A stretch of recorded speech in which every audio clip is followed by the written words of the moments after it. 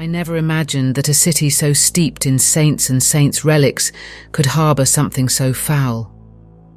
Rouen, with its half-timbered houses leaning over cobbles, its soaring Notre-Dame Cathedral catching morning light on stone gargoyles, always felt like a poem in grey and gold. But beneath those familiar lanes, Rue de Gros Horloge, Place du Vieux Marché, the narrow traboules of the old market, there's a silence darker than night. My friends and I discovered that silence one January evening, and none of us walked away unchanged. We were four: myself, Claire, Antoine, and Julien. University students drawn together by late-night discussions on folklore and alchemy. In our last semester, working on separate theses, we drifted toward the same obsession: Pierre Noir, a 15th century Rouennais physician-alchemist, whose notebooks, now held in the Bibliothèque Municipale de Rouen on Place de la Pucelle, spoke of forbidden rites beneath the cathedral's crypt. His penmanship was shaky, the ink smudged by time, but one phrase recurred: Le cœur noir sommeille sous Dieu. The black heart sleeps beneath God. That phrase became our compulsion. We spent afternoons leafing through brittle folios in the reading room, tracing his notes on lunar phases and tinctures, until we found a sketch, a plan of the archaeological crypt under Notre-Dame, its passages stretching far beyond the public galleries. A small corridor, crossed out in red, marked Chambre Scellée, the sealed chamber. By the time we left the library that spring day, the winter wind had turned to drizzle, and the cathedral's flying buttresses vanished into low clouds. We swore we'd wait for clear weather, but fear is as fragile as ice. Within a week, we found ourselves in the Place du Vieux Marché, climbing the steps beside the cloister to the northern entrance of the crypt.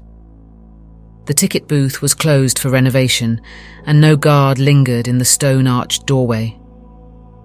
We slipped past the velvet rope and descended.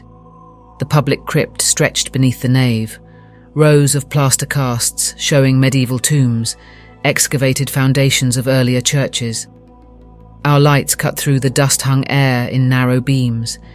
Every step echoed, every breath felt sterile, as though the stones themselves had breathed out centuries of prayers. We followed Noir's blueprint. Around a corner, behind a low arch labelled Vestiges Gallo-Romains, we found it, a modern iron door, the surface rusted but the lock unbroken. Its hinges didn't creak, no friction, as if the metal had grown silent. Around the frame we traced faint carvings, interlocking hearts punctured by a dagger, half erased by moisture. The same symbol we'd seen back in the library, the one Noir repeated in his journal margin with the cryptic note, Le sang vrai ouvre la porte. True blood opens the door. Claire, always practical, refused to entertain the idea. Antoine dismissed it as allegory. Only Julien and I, caught between cynicism and wonder, brought small blades, scalpels bought at the pharmacy. Nothing in Noir's text described tearing flesh. The phrase was metaphorical, a reference to sacrifice, yet in that chill corridor, Mika's words felt literal. The air trembled, heavy as wet wool. I pressed my blade into my palm, a shallow cut, my own blood welled, and before I fully registered what I was doing, I pressed my palm against the cold iron. The metal warmed to a sickly heat, pulsed beneath my skin, and a soft click echoed through the tunnel. The door swung inward on silent pivots, revealing a narrow stair, descending into darkness blacker than absent light. The smell rushed at us first, old earth, mildew, and something acrid like burnt leather. None of us spoke. There was nothing to say. The steps narrowed until we reached a low-ceilinged gallery, carved roughly from limestone, the walls slick with condensation. Our lamps revealed drinking cups and pottery shards littered on the floor, half buried in rubble.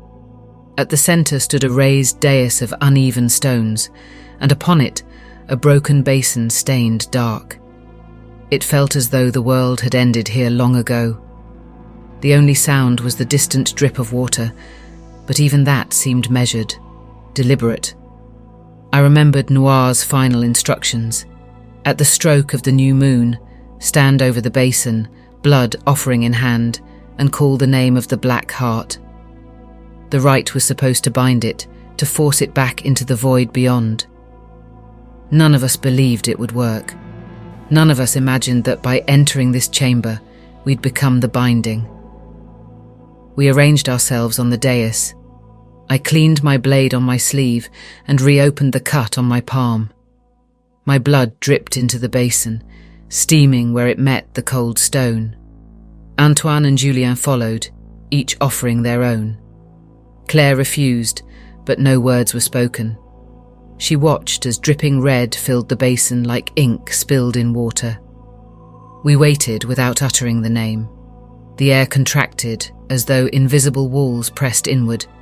Then Julien, I still don't know why he did it, whispered the syllables, Cauda Tenebris. 2 words, half Latin, half Rouennais dialect. The basin trembled.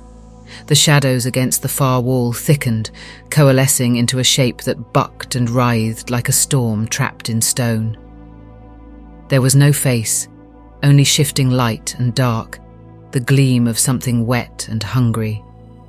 The smell changed to smoke, rotten fish, and fear. The basin cracked under the weight of something alive reaching upward, and the dais quaked, loosening stones from the floor. We fled. The corridor behind us metastasized, passages stretched impossibly long, staircases folded back on themselves. Claire bolted ahead, stumbling into walls that weren't there before. I threw an arm around her, dragging her down a side passage as the shape behind us sighed like distant thunder. By the time we found the public exit, the dawn was breaking over courtyards in silent pink haze. The locked gate to the crypt stood closed, no sign of the iron door we'd cut open. Our footprints in the dust, bloodstains on stone, all erased by wind or some willful forgetting.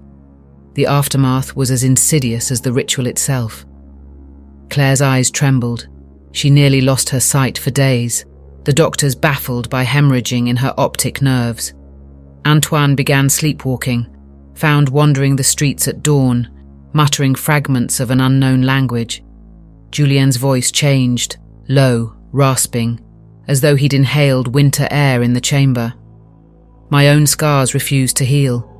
The cut on my palm reopened in my sleep, dripping blood I'd wiped away hours before.